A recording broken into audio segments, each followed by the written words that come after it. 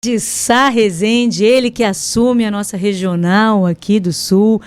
E olha, muito bem, merecido. Ontem foi falado de meritocracia, olha só que trajetória linda, que legal. Eu falei, né? Eu como mãe, meu filho também fazendo agora todo o estudo para ingressar aí na Polícia Federal e de repente na Civil, não se sabe. Mas eu fiquei, me senti orgulhosa como mãe. Eu imagino a sua mãezinha também, hein? Sim, com orgulho. Sim. É claro, toda mãe, eu não tenho policiais na família, né? Não tenho pessoas do direito, né? Eu me formei em direito na família. Eu acho que nenhuma mãe quer que o filho seja policial, né? Pela preocupação.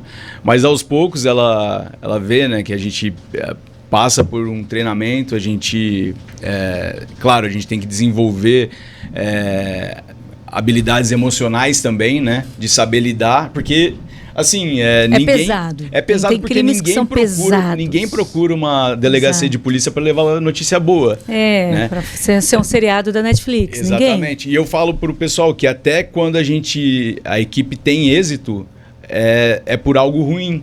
Né? Por exemplo, a gente comemora quando a gente consegue elucidar um homicídio, mas teve alguém que morreu. Né? Então, assim, até quando a gente tem sucesso, a gente está trabalhando com uma notícia ruim. Uhum. Né? Então, a gente tem que ter uma inteligência emocional para saber diferenciar, né, as situações. Você me disse até que seu filho estava louco, né, para pegar o ele falava isso. Mãe, se eu encontrar esse moço na rua, eu falei, não pode, filho, não pode, tem direitos humanos, não pode, justiça com as próprias mãos, não pode. Ele, mãe, mas eu tô tão nervoso. Eu falei, eu sei, mas aí deixa que vai dar tudo certo, deixa que a pessoa responsável ele vai ser punido. E eu falei aqui que ele seria punido pela justiça dos homens e a justiça de Deus, porque não falha. Sim, e a gente tem que ser muito técnico, né? A polícia, ela nada mais faz do que cumprir a lei. Né? Então a gente tem que cumprir a lei, respeitar os direitos humanos, né? Respeitar os direitos das pessoas, porque a polícia é democrática, né? A gente é uma instituição do Estado, né? A gente está aqui para preservar direitos. A gente fala do delegado é o primeiro garantidor dos direitos fundamentais, né? Ele que analisa a legalidade da sua prisão, se de fato houve um crime ou não, porque as pessoas têm que ser punidas quando praticam, né, um fato criminoso. E sobre as técnicas de investigação e tudo mais, né, eu costumo falar que a gente trabalha de forma imparcial, né, e sem esse envolvimento emocional. Assim como um médico, por exemplo, não é recomendado que ele opere alguém da família dele porque envolve, né, sentimento, emoção, da mesma forma em relação à apuração de crimes, né. Muitas vezes eu me deparei com famílias de vítimas de homicídio, principalmente, que estão envolvidas, né, querem justiça a qualquer preço. E eu sempre expliquei que eles têm que trazer as informações para a polícia e não fazer nada por conta, né? Porque a gente consegue atuar de uma forma técnica. E às vezes, quando você trabalha atrapalha, né?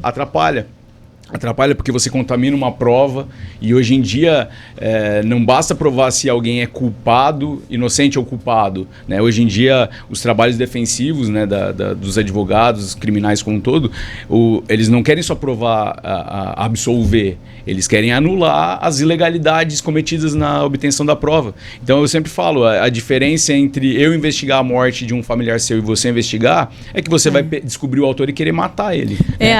Meus anos de CSI Miami disseram que tem que deixar os profissionais resolverem. Sim, e eu vou sentar e tomar um cafezinho, entendeu? E tentar tirar informações que me permitam elucidar o crime de uma forma técnica, garantindo a cadeia de custódia da prova e a legalidade da prova. Para que lá no final a gente tenha a justiça feita, né? Uma condenação, né? E uma punição efetiva.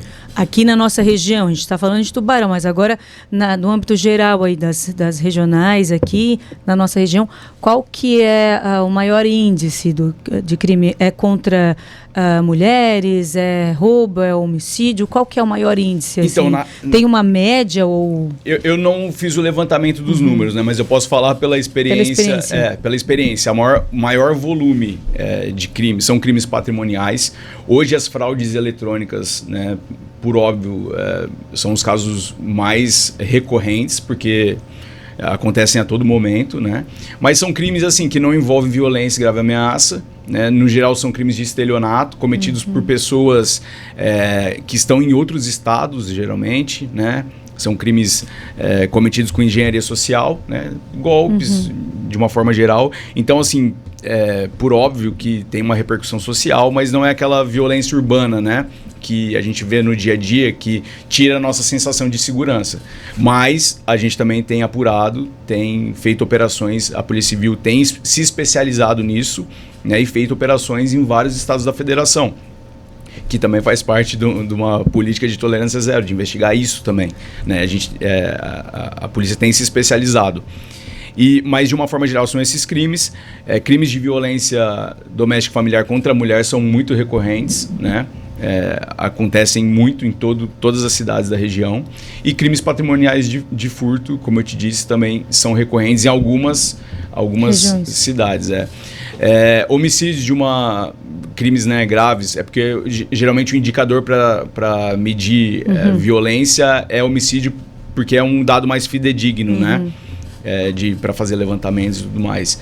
A gente tem a região como um todo é tranquila, né? Se a gente considerar os índices nacionais e estaduais, né? Por vezes, Jaguaruna ali, por ser uma área de praia, né? São 40 quilômetros de litoral, por muitas vezes os crimes, até pessoas de outras cidades utilizam ali como ponto de desova, né? A gente já viu situações assim. O período que eu trabalhei ali, as investigações de homicídio eram muito difíceis mesmo, né? Porque tem região de duna, tem praias mais isoladas, né? Regiões mais menos movimentadas, então são casos difíceis. Mas eu acredito que seja isso, né? Mas a gente tem atuado em todas as frentes, né? Essa parte de violência doméstica e familiar contra a mulher, ela é muito importante, muito mais do que a gente imagina, porque acontece dentro de casa e as crianças, né, que vivem nesse ambiente de violência, eles tendem a replicar a violência, né? E seja violência contra familiares, né, seja violência contra terceiras pessoas.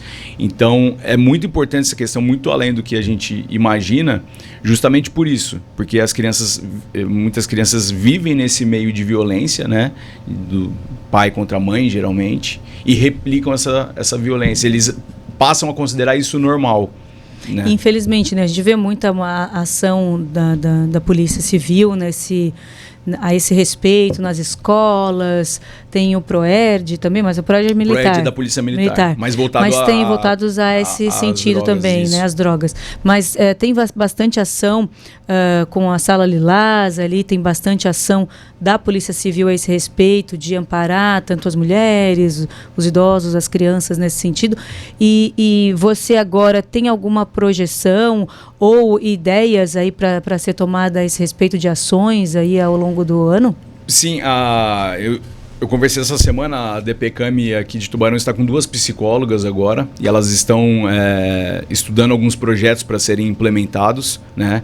Até agora o mês de agosto é agosto lilás, né? Um mês de combate, né?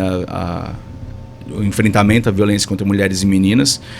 E elas estão, eu até posso depois conversar com a psicóloga para ela vir, por gentileza, gostaria. A Clarissa, para ela vir aqui expor Ela esteve aqui no mês passado, mas esse eu acho que é um tema que todos os meses sempre a gente deve abordar, não esperar apenas as campanhas. Isso. Porque todos os meses, todos os dias, Sim. A todo instante tem alguém sendo violado os seus direitos. Isso, mas elas têm trabalhado para fazer projetos não só no mês de agosto, né? Mas para fazer projetos que se perpetuem, né? A época, quando eu estava respondendo ali pela DPCAM, era uma outra psicóloga que estava à frente, e ela estava com um projeto de grupo reflexivo para homens.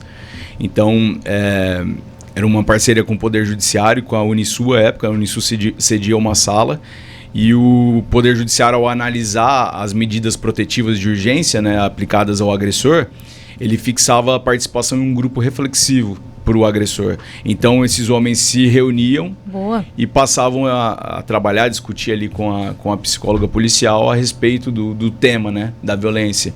Então teve bons resultados, né? Acabou que ainda não está mais em prática por outras questões, Mas sempre que possível a gente tem procurado, né, ter esse contato com a população, né?